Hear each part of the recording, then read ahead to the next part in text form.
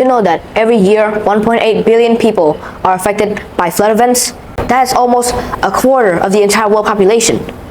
These floods don't only give us wet feet.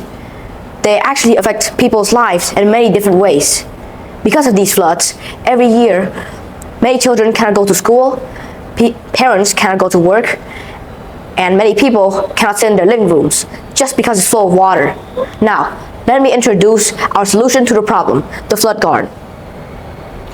The flood guard is an automatic mechanical system that keeps your school and house dry, simply by using a pop-up wall that prevents any building from flooding, and after that, without any electricity needed.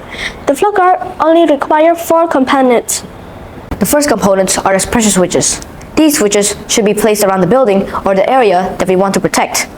These switches don't even have to be activated themselves or manually activated. Because when flood water is coming close to our protected area, it first has to pass our switches. And if the water rises high enough, the weight of the water will simply press the button for us.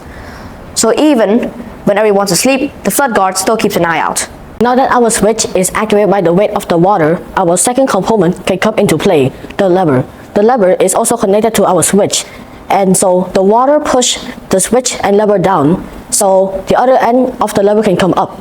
And this other end of the lever is also connected to our third component, the locking mechanism.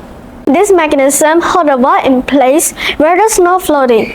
It makes sure that the flood wall stays on the ground and don't bother anyone when we don't need the wall. But the levers allow it to move. The locking mechanism will move out of the way to let the last our component do its work. The flood wall. This wall rises from the ground faster than the speed of light, or faster than the speed of water, that is. Anyway, the wall is fortified, waterproof, and prevents any water from going into our schools and houses. Now, let us demonstrate. As you can see, the water starts covering the switch, and when there's enough weight on it, it pops up. In conclusion, the flood guard is a simple, automatic solution to a serious problem.